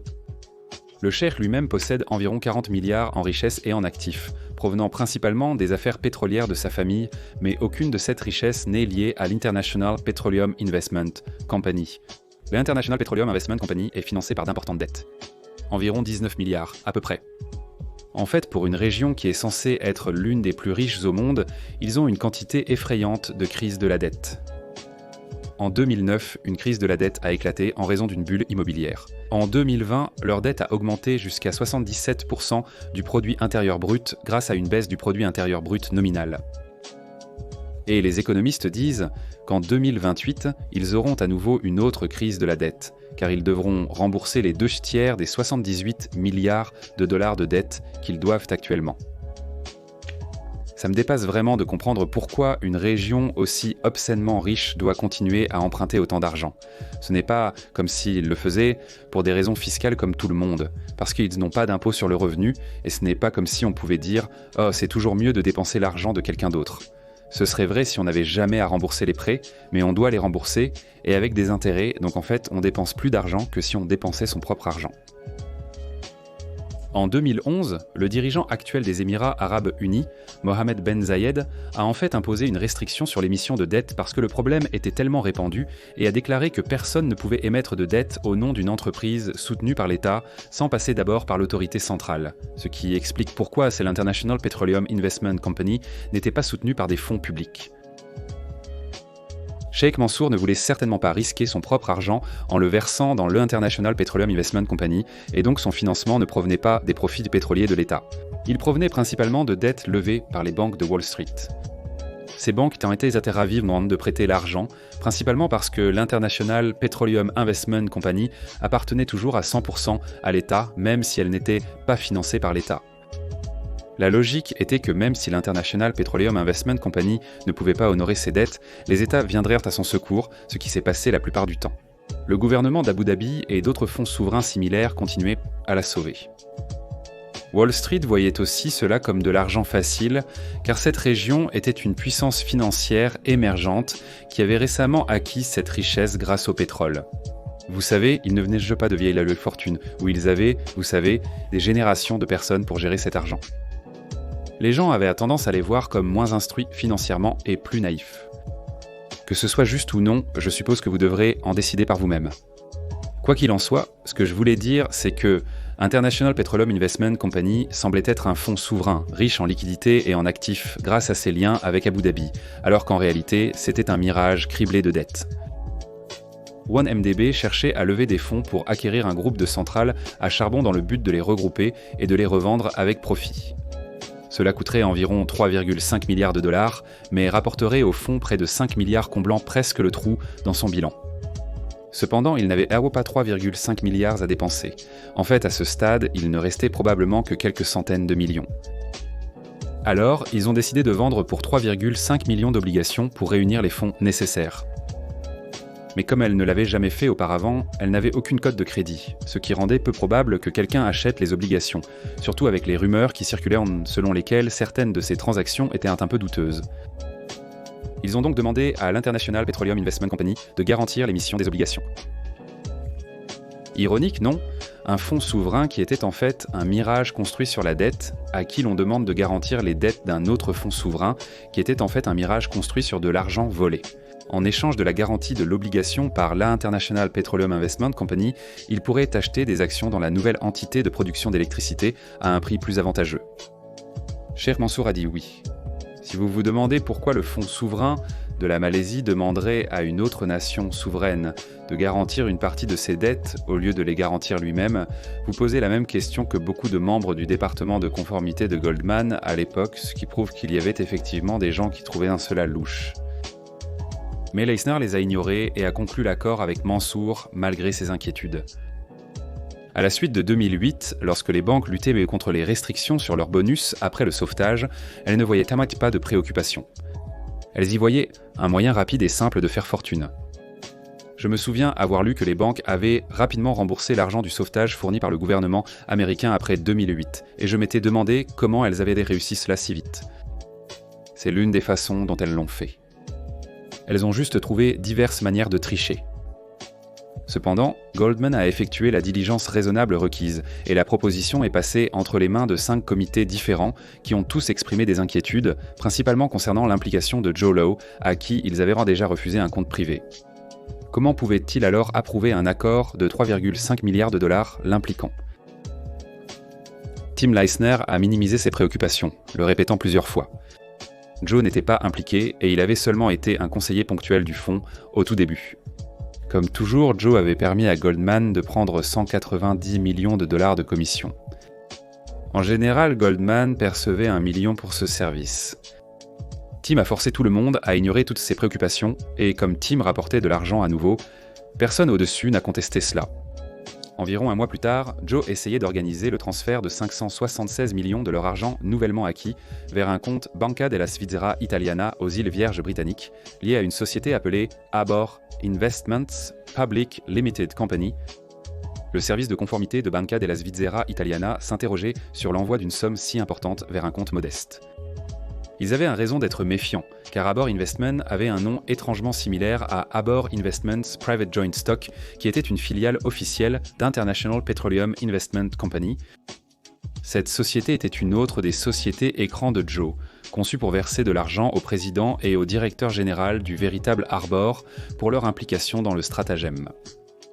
Environ 6 mois plus tard, Goldman a levé encore 1,7 milliard pour One Malaysian Development Berhad lors de ventes d'obligations, et encore 780 millions de dollars de cet argent ont de nouveau été détournés vers les comptes de Joe.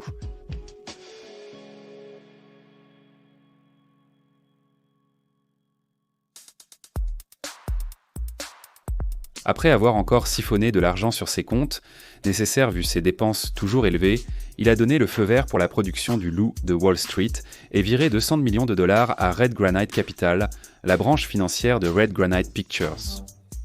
La production a démarré immédiatement avec Reza Aziz et Joy McFarlane finançant le projet. Ils ont aussi adopté l'habitude de Joe de détourner de l'argent, s'en servant pour acheter des propriétés et une collection d'affiches de films rares et vintage, coûtant environ 1 million chacune. Le 4 novembre, Joe fêtait son 31e anniversaire, et comme d'habitude, il célébrait ça avec style. Il a organisé une énorme fête à Las Vegas et avait de nombreux invités mondialement célèbres. La fête avait pour thème le cirque avec des acrobates et une grande roue à l'intérieur. Il a payé 800 000 $ au mari d'Alicia Keys pour qu'il soit disc jockey pendant la soirée, et il a même fait sortir Britney Spears d'un énorme gâteau d'anniversaire au moment de chanter « Joyeux anniversaire ». Après le tournage, Joe a organisé une autre grande fête de fin de tournage, coûteuse et exclusive, au Marquis Night Club à New York. Mais même après tout ça, il n'avait pas encore fini de faire la fête. Il a eu une idée pour une célébration du Nouvel An que personne n'avait jamais réalisée auparavant. Où as-tu passé le réveillon du Nouvel An? Tu sais quoi, tu parlais du dernier Nouvel An. Voilà les avantages d'être une superstar. Ouais. J'ai un ami, tu sais, il a de l'argent, et il m'a emmené Leonardo DiCaprio, Jonah Hill et d'autres gars, et on a pris l'avion pour l'Australie, tu vois. Et on a fait le compte à rebours en Australie. Salut Mike, comment ça va? Mike, Jamie, salut Mike. On a fait le compte à rebours en Australie, puis à Vegas, après avoir repris l'avion. C'est dingue! La fête dans l'avion dont Fox parle est celle organisée par Joe Lowe. Le type riche dont il parle, c'est Joe Lowe. Fox et Lowe étaient amis depuis environ 3 ans. Joe a payé environ 1 million pour louer un avion de type 747, et après avoir organisé une somptueuse fête du Nouvel An sur d'immenses super yachts loués en Australie, Joe et ses amis célèbres, parmi lesquels DiCaprio, Jonah Hill, Jamie Foxx et un groupe de top modèles, ont pris l'avion et se sont rapidement envolés pour Las Vegas dans un club appelé Lavo. Pour une autre fête du Nouvel An outrageusement chère, même selon les standards de Joe. Cette nuit-là était folle. Ses précédentes soirées, dont très publiques, lui avaient déjà attiré beaucoup d'attention négative chez lui, en Malaisie. Joe allait tirer une leçon de cette erreur et demanda à tout le monde de ne pas mentionner son nom dans la presse et refusa que quiconque prenne des photos ou des vidéos de sa fête délirante dans l'avion. Mais malgré sa nature un peu plus prudente, il était totalement inconscient de la tension politique qui menaçait son escroquerie en Asie.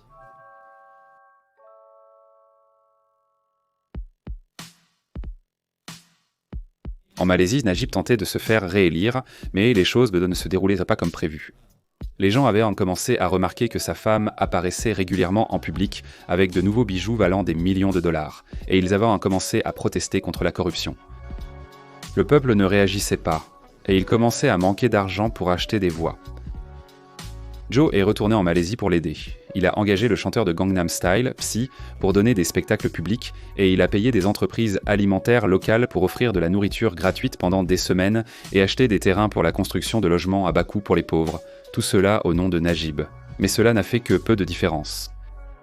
Ce qui a aggravé les choses, c'est que l'adversaire politique de Najib gagnait en popularité et demandait publiquement à quoi servait réellement le fonds One Malaysian Development Berhad, puisque en 5 ans d'existence, tout ce qu'il avait à montrer, c'était 2 plateformes de forage pétrolières.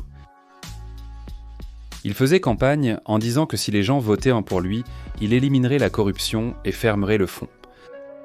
Joe et Najib sont allés chez Goldman pour lever à nouveau des fonds, ce que Joe ne voulait pas pour des raisons évidentes. Lowe a organisé une réunion avec Tim Leissner, ravi d'y assister car la dernière fois, Goldman avait gagné 200 millions et lui-même 10 millions. Il espérait faire plus d'affaires avec One Malaysian Development Berhad, mais lors de sa rencontre avec Najib, il fut choqué et ravi d'apprendre qu'il voulait lever 3 milliards de dollars supplémentaires via la vente d'obligations. Souhaitant tout finaliser avant la fin des élections, Najib a exercé une forte pression pour accélérer le processus. Goldman a vendu les obligations, empochant 300 millions de dollars supplémentaires. Au total, ils avaient gagné 600 millions de dollars rien qu'avec 3 séries de ventes d'obligations pour One Malaysian Development Berhad. Goldman a accepté, même lorsqu'un membre de leur propre équipe de conformité a souligné à quel point il paraissait suspect que l'ensemble des 3 milliards de dollars soit envoyé sur un seul petit compte bancaire privé chez Banca della Svizzera Italiana, puis qu'1 milliard 200 millions de dollars devaient ensuite être transférés vers un compte dans les îles Vierges britanniques. Tu es vraiment surpris à ce stade ? Sur les 1,2 milliard de dollars, Lowe a transféré 700 millions sur un compte anonyme contrôlé par le Premier ministre Najib. S'il avait eu une certaine crédibilité auparavant, ce n'était plus le cas maintenant. Ses mains étaient aussi sales que celles de Lowe.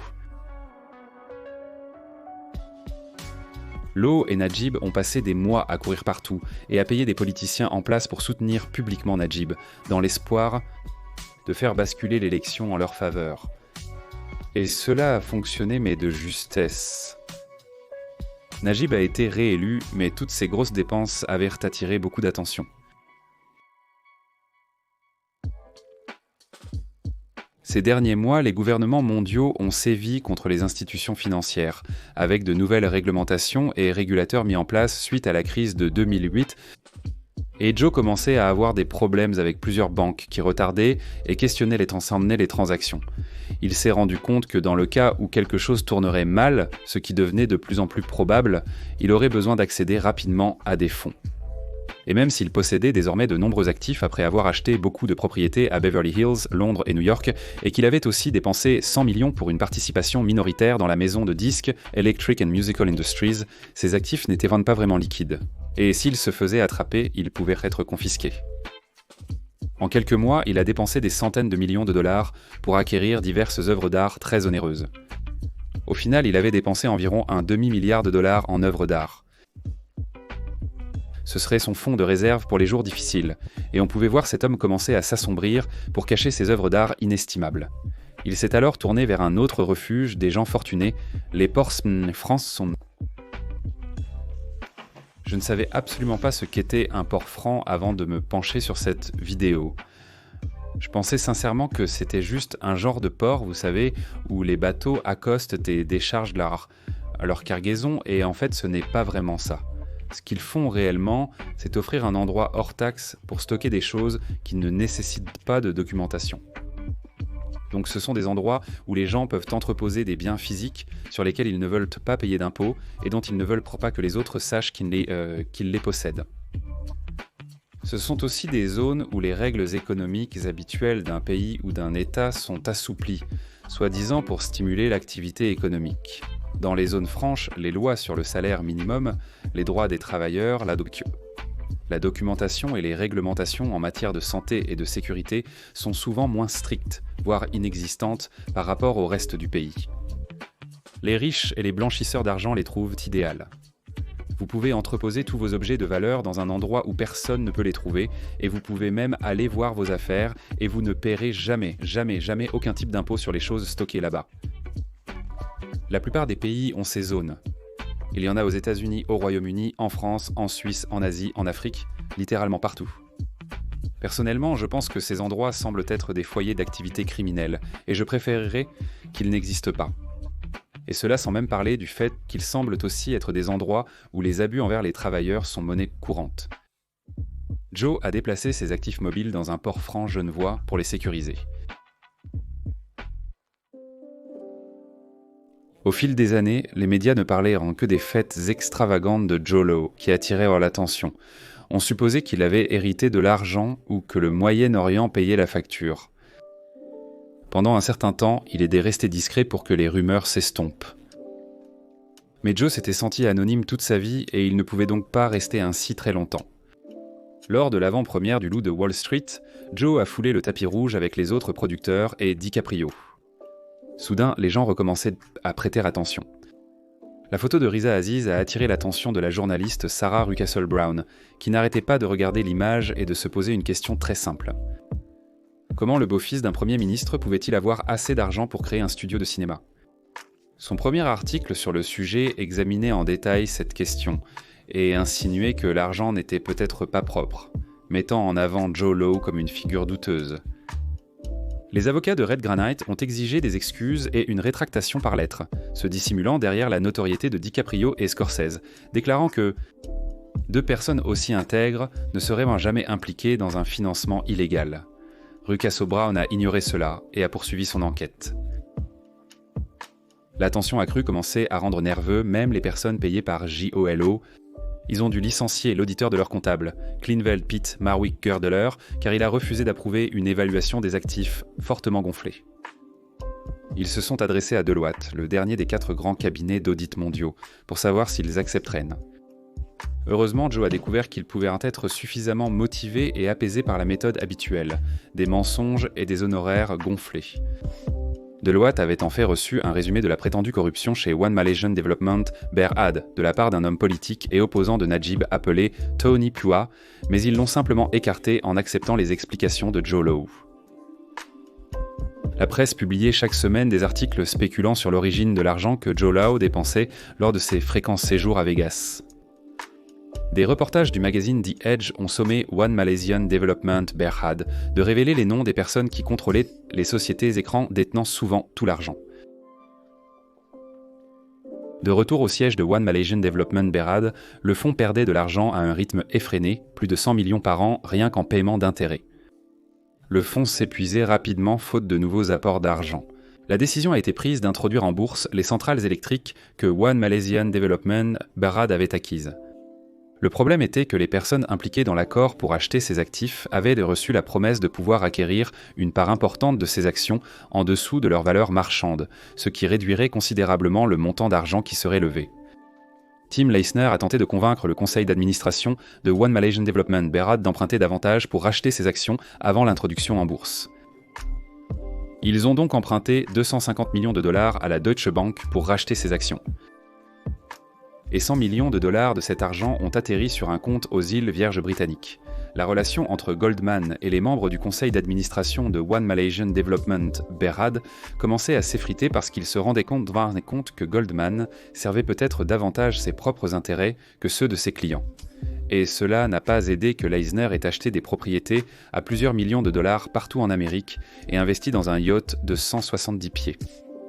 Le fait que tous ceux impliqués avec One Malaysian Development Berhad avaient de l'argent, mais que le fonds n'en avait pas, en disait long. Même si de nombreuses critiques étaient adressées l'ODD mettaient traduites à Goldman et que beaucoup soupçonnaient que Tim n'agissait pas de manière très éthique, le président-directeur général de Goldman, Lloyd Blankfein, l'a promu à la tête de l'Asie et l'a présenté comme un exemple de travail remarquable.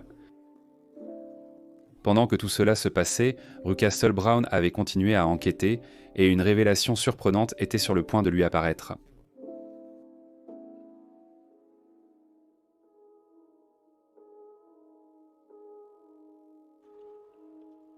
Vous vous souvenez de ce type ?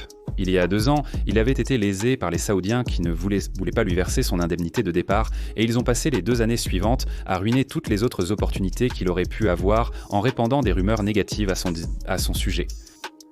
Ce que les Saoudiens et Joe ne savaient tant pas à l'époque, c'est qu'il avait eu accès aux serveurs informatiques de PetroSaudi et avait téléchargé d'énormes quantités de données internes qui détaillaient toutes les escroqueries que Joe avait réalisées avec les Saoudiens et montrant comment il s'y était pris. À présent, il confiait tout à Rucas O'Brown. Tu vois, je ne plaisantais pas quand j'ai dit que ne pas lui verser cette indemnité de départ était une grave erreur de leur part. Xavier cherchait simplement à récupérer ses dépenses, alors il utilisait les données pour y parvenir. Il a demandé 2 millions de dollars à Rucas O'Brown en échange de toutes les informations qu'elle souhaitait. Cela semble être une énorme négligence de la part de Jolo, car 2 millions, c'est la somme qu'il a dépensée en champagne. Pourquoi ne pas dépenser cet argent pour racheter l'information et en finir avec le problème ? Mais pour une raison quelconque. Malgré sa connaissance du problème, il a jugé qu'il ne méritait pas son attention. Peut-être que Joe était trop distrait par sa dernière acquisition. Joe avait dépensé des millions de dollars pour courtiser Miranda Kerr, lui offrant un piano à queue en cristal, des voyages en jet privé autour du monde et un collier en diamant en forme de cœur de 3 millions de dollars. Ils passaient donc beaucoup de temps ensemble, mais maintenir les apparences coûtait cher. Son nouveau super yacht coûtait des millions par an, rien qu'en frais de fonctionnement et en salaire du personnel. Alors Joe a fait comme d'habitude. Il a convaincu la Deutsche Bank d'accorder un autre prêt, cette fois de 700 millions de dollars. Malgré de nombreux refus de la part de différentes personnes, la Deutsche Bank a été convaincue par le fait que le prêt serait garanti par la filiale International Petroleum Investment Company d'Abu Dhabi, à bord. Rappelez-vous, l'International Petroleum Investment Company elle-même était principalement financée par la dette et avait déjà été utilisée pour garantir des milliards de prêts. Par l'intermédiaire d'autres banques déjà. Il y avait de nombreux signaux d'alarme flagrants qui ont simplement été ignorés parce que Joe s'est assuré que tout le monde ait sa part et les 100 premiers millions de dollars de ce prêt de 700 millions de dollars ont également trouvé leur chemin vers un petit compte privé portant un nom similaire à celui de la société d'Abu Dhabi, qui était aussi contrôlée par Joe Lowe. Cela a fait grimper la dette de One Malaysian Development Berhad à la somme vertigineuse de 10 milliards de dollars, dont Joe avait personnellement détourné 4,3 milliards.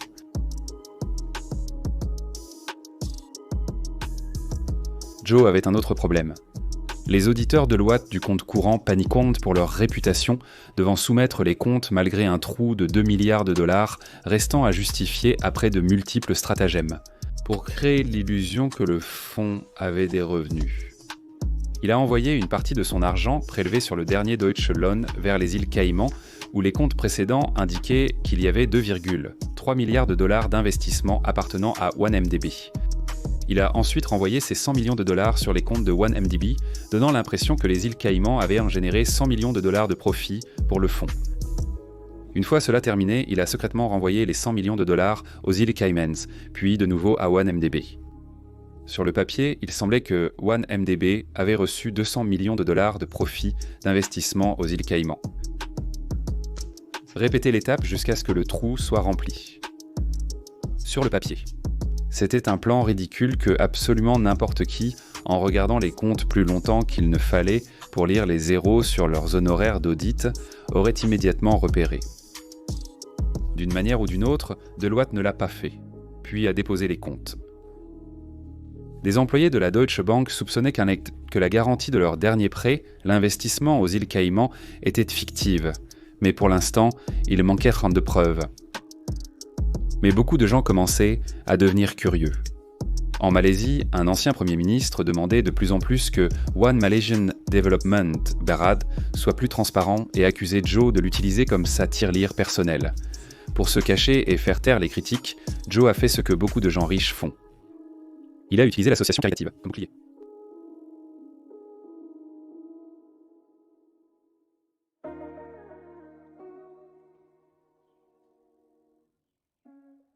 Je ne sais pas si ce terme existe déjà ou s'il y a une version similaire pour dire la même chose, mais un bouclier caritatif, c'est comme ça que j'appelle ça quand des milliardaires essaient de faire croire qu'ils sont des gens formidables, en faisant des dons à des associations caritatives. Cela permet aux gens de constater leur générosité et leur bienveillance. Les personnes riches adorent absolument la charité parce que c'est avantageux pour elles sur tous les plans.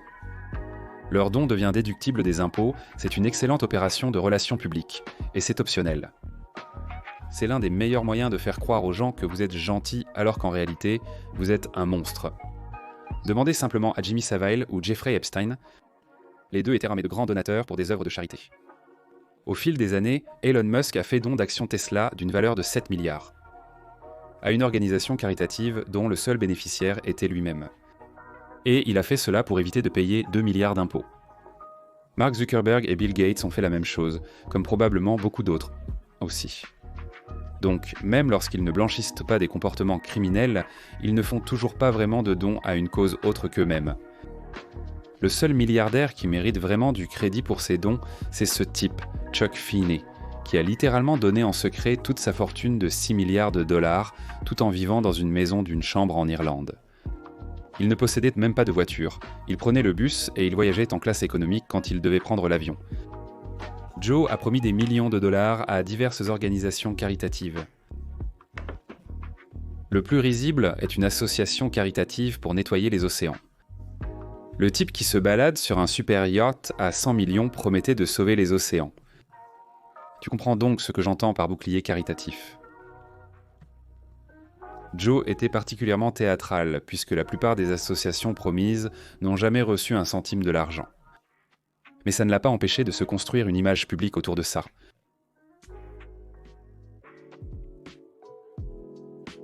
Joe a désespérément tenté de redorer son image publique, mais elle se dégradait peu à peu alors que les gens posaient de plus en plus de questions. Sarah Rucasso-Brown écrivait sur son blog The Sarawak Report qu'elle avait obtenu des courriels internes détaillant une fraude d'une ampleur jamais vue auparavant. Le bruit provoqué par les opposants politiques accusant l'utilisation frauduleuse de l'argent des contribuables, combiné aux articles de publication comme The Sarawak Report à la limite, a commencé à rendre les banques très nerveuses. L'une des banques qu'ils utilisaient en Australie, où étaient déposés tous les fonds de campagne détournés du Premier ministre Najib, a commencé à refuser d'accepter des transactions et à chercher à fermer tous ses comptes.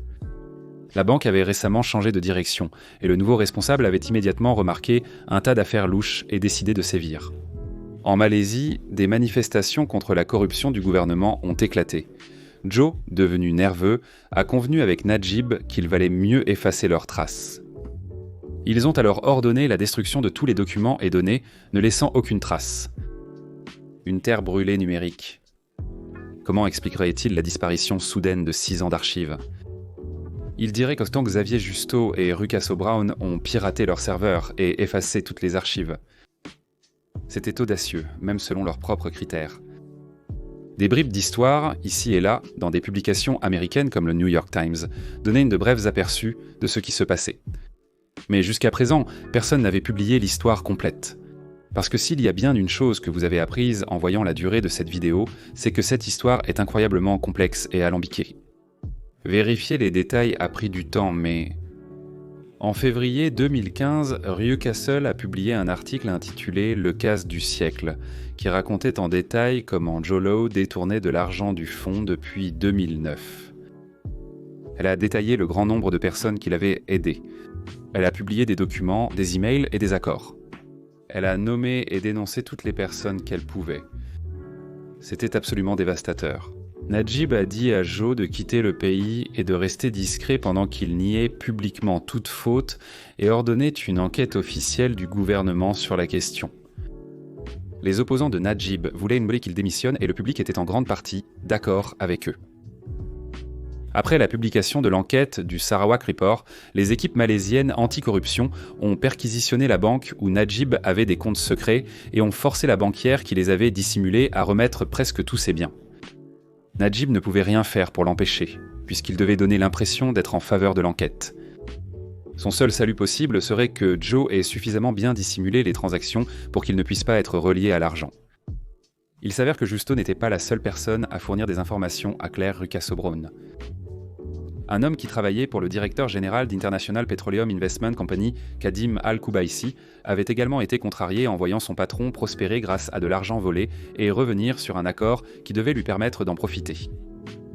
En conséquence, l'employé avait également volé des documents qui révélaient un certain nombre de choses compromettantes.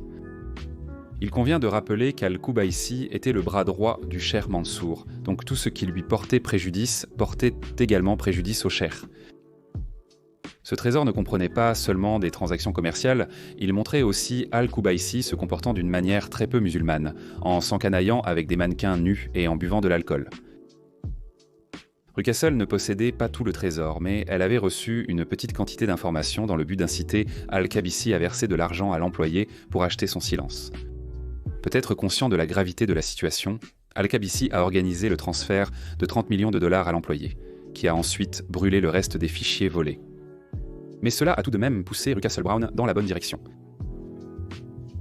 Au cours des mois suivants, Al-Qubaisi serait écarté de toute fonction officielle chez International Petroleum Investment Company et le prince héritier d'Abu Dhabi lancerait une enquête sur les rumeurs persistantes de corruption. Al-Qubaisi et les personnes qui lui étaient liées disparaîtraient pendant la scan publique, ce qui était une aubaine pour Joe Saint-Henri, car cela signifiait une personne de moins à convaincre ou à contraindre. Il s'est envolé pour Abu Dhabi afin d'essayer de faire porter toutes les affaires louches d'International Petroleum Investment Company sur Al-Qubaisi et son bras droit. C'était leur nom qui figurait sur tous les documents, puisque Joe n'avait jamais mis son nom nulle part, donc c'était plus facile à vendre. Ilekan a également demandé à ses amis basés à Dubaï s'ils seraient prêts à financer l'achat d'une banque basée à la Barbade afin qu'il puisse y placer son argent et ainsi personne ne pourrait le lui confisquer là. Réalisant qu'Abu Dhabi avait garanti 3,5 milliards d'obligations envers 1MDB, ils ont refusé de finaliser l'accord d'achat de la banque avec Joe.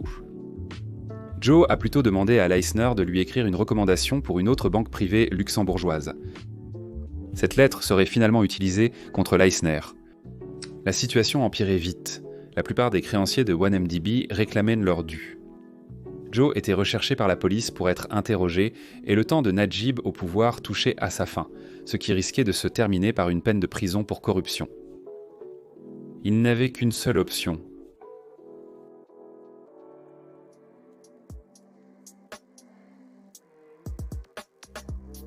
Xavier Justo, le lanceur d'alerte qui avait transmis les documents à Rucassel, s'était retrouvé arrêté chez lui en Thaïlande un matin. Il a été détenu sans avocat ni nourriture jusqu'à ce qu'il signe une lettre de confession de 20 pages détaillant comment il avait volé les documents et les avait vendus à Rucassel Brown, qui lui avait alors avoué qu'elle allait falsifier tous les éléments pour impliquer le Premier ministre dans la fraude. La confession ne mentionnait nulle part Joe Lowe. Najib a fait détenir Rucassel et OK, Tat, propriétaire de The Edge sous les lois antiterroristes, tout en manipulant l'histoire via un journal d'État pour expliquer que ses journalistes cherchaient à le piéger. Après avoir sali la réputation des journalistes, il les a libérés de prison. La première publication de O après sa libération a été de faire imprimer une note sur la couverture de The Edge, indiquant qu'ils n'ont jamais falsifié de documents. En tant qu'individu riche et indépendant jouissant d'une bonne image publique, sa déclaration avait plus de poids que celle du Premier ministre, mais sans prouver que le Premier ministre avait volé quoi que ce soit, même sa parole ne suffirait pas à convaincre les gens. Najib avait menacé The Edge de révoquer sa licence de publication s'il publiait ensemble quoi que ce soit d'autre sans preuve concrète, ce qui a calmé les choses pendant un certain temps jusqu'à ce que le Wall Street Journal publie son propre article. En utilisant des informations de Rucassel Brown et d'autres personnes impliquées, le journal, à l'aide d'une série très compliquée de schémas, a montré comment Najib avait reçu de l'argent d'un fonds 1MDB. Le procureur général de Malaisie a demandé au chef de la police de préparer un acte d'accusation en vue d'un mandat d'arrêt contre Najib concernant ces allégations. Heureusement pour Najib, le chef de la police était l'un de ses proches et l'a informé de l'arrestation imminente. Quelques jours plus tard, alors que tout le monde s'attendait à l'arrestation de Najib, le procureur général s'est présenté au travail le matin pour découvrir qu'il était empêché d'entrer dans le bâtiment. Najib l'avait renvoyé pendant la nuit. Ils ont confisqué tous ces dossiers et malheureusement, un petit incendie s'est déclaré qui, par hasard, a brûlé tous les documents incriminant Najib. Najib a ensuite renvoyé toute autre personne qui tentait de l'enquêter et a suspendu la licence de publication de l'EJ, l'empêchant ainsi de publier d'autres articles à son sujet. Il était désormais devenu un dictateur autoritaire à part entière. Bien qu'il ait fait taire ses détracteurs, cela a eu l'effet inverse sur les Malaisiens, qui sont descendus dans la rue pour protester. Les gens ont vu la suspension de la licence d'impression d'EJ comme une tentative de cacher la vérité. Pour lutter contre le problème, Najib a envoyé des contre-manifestants payés en chemise rouge pour provoquer des violences donc avec les manifestants pacifiques, espérant les effrayer et les disperser. Kevin Moraes était le procureur de la commission malaisienne anticorruption. Son bureau devait initialement traduire Najib en justice, mais le procureur général a été limogé et ils ont tous été réaffectés. Le problème, c'est que lorsque le mandat d'arrêt avait été rédigé, quelqu'un dans son bureau l'avait divulgué à Sarah Rue Castle-Brown, et elle l'avait publié sur son blog avant que l'arrestation n'ait réellement eu lieu. En guise de représailles, Najib a entrepris une chasse aux sorcières dans le bureau et a émis un avis à Interpol déclarant que Claire Rue Castle-Brown était désormais recherchée en Malaisie. De toute façon, elle vivait au Royaume-Uni et Interpol avait également refusé d'aider le nouveau dictateur autoritaire malaisien. Kevin n'a pas eu cette chance. Coupable ou non, il allait en subir les conséquences puisqu'il ne s'est pas présenté au travail un jour. Sa famille inquiète a signalé sa disparition et quelques jours plus tard, sa voiture a été retrouvée, abandonnée et incendiée. Quelques jours après cela, ils allaient retrouver son corps, étranglé à mort puis enfermé dans un fût rempli de béton. À l'époque, le procureur enquêtait sur un pathologiste de l'armée dans une affaire de corruption sans rapport. La police a arrêté le pathologiste et Najib et ses hommes l'ont accusé d'être responsable de la mort. La mort a provoqué une onde de choc au sein de la commission anticorruption et soudainement, toutes les enquêtes sur Najib se sont complètement arrêtées.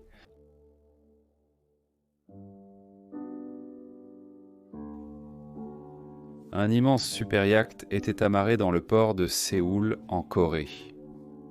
C'était le yacht de Joe. Et au lieu de rester discret, il organisait une grande fête de célébrités pour célébrer son 34e anniversaire. C'était la fête extravagante habituelle de Jolo, avec beaucoup de champagne, des amis célèbres comme Jamie Foxx, Alicia Keys et son mari, et quelques autres. Mais un nom manquait curieusement, DiCaprio.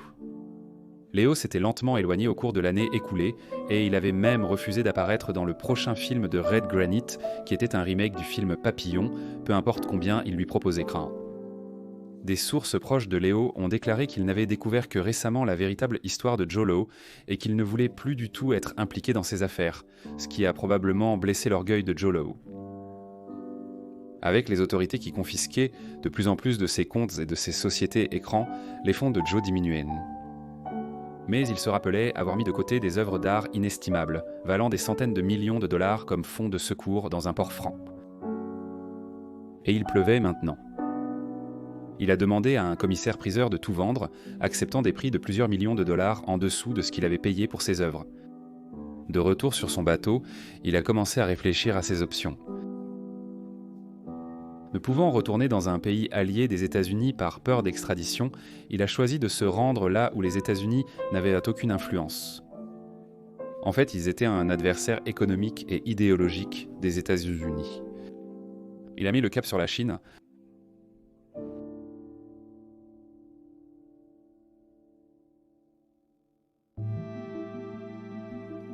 Najib avait essayé d'expliquer que toutes les transactions arrivant sur ses comptes étaient des cadeaux de ses amis à Abu Dhabi, mais en raison du fait que One Malaysian Development Berhad avait laissé International Petroleum Investment Company avec la responsabilité de 3,5 milliards de dollars d'obligations, Al-Mubarak et le cheikh Mansour refusaient de confirmer cette version.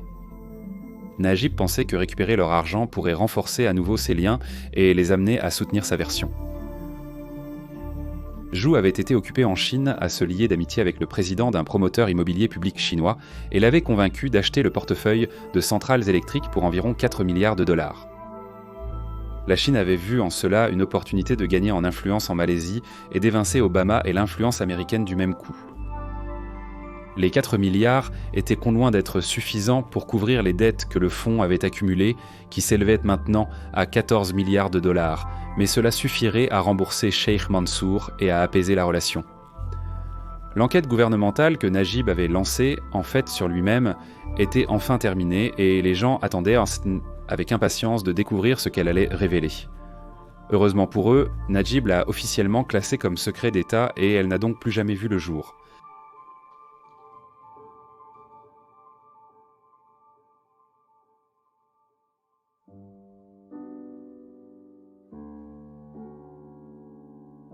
Le procureur général des États-Unis, avec l'aide de l'enquête du FBI menée par Bill McMurray et de quelques âmes courageuses de la commission malaisienne de lutte contre la corruption qui avait aidé en secret pour éviter d'être attrapé par Najib, a finalement saisi $1 milliard d'actifs dans une affaire qui a été, de façon amusante, enregistrée sous le nom de État des PIMA, États-Unis d'Amérique contre le loup de Wall Street. Tous les biens américains de Joe et Najib, y compris les jets privés et sa participation dans Electric and Musical Industries, ont été saisis. Ils ont même saisi les bénéfices du film Le Loup de Wall Street. Il s'agissait d'une des plus grandes fraudes de l'histoire américaine. L'affaire a mentionné Joe Lowe pour la toute première fois officiellement, et elle a également nommé tous les complices de Joe ainsi que Najib lui-même. Goldman Sachs, cherchant à limiter leur exposition, a lancé une enquête interne. Tim Leissner a été licencié à la suite de cette enquête, Goldman déclarant qu'ils assumaient leur travail et n'admettaient aucune faute, à l'exception des actions d'un banquier isolé, agissant de manière indépendante. Singapour a interdit à Leissner de travailler dans la finance pendant 10 ans, et Leissner a finalement plaidé coupable d'avoir volé $200 millions à One Malaysian Development Berhad, après que le FBI a obtenu une lettre de recommandation de Leissner à une banque au Luxembourg, détaillant sa relation avec Joe Lowe.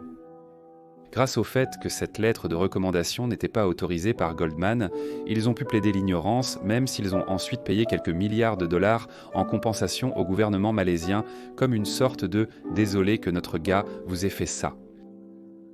Leonardo DiCaprio et Miranda Kerr ont choisi de restituer tous les présents offerts par Joe Lowe au cours des années. Léo possédait des tableaux valant environ $30 millions, tandis que Miranda détenait surtout des bijoux de plusieurs millions.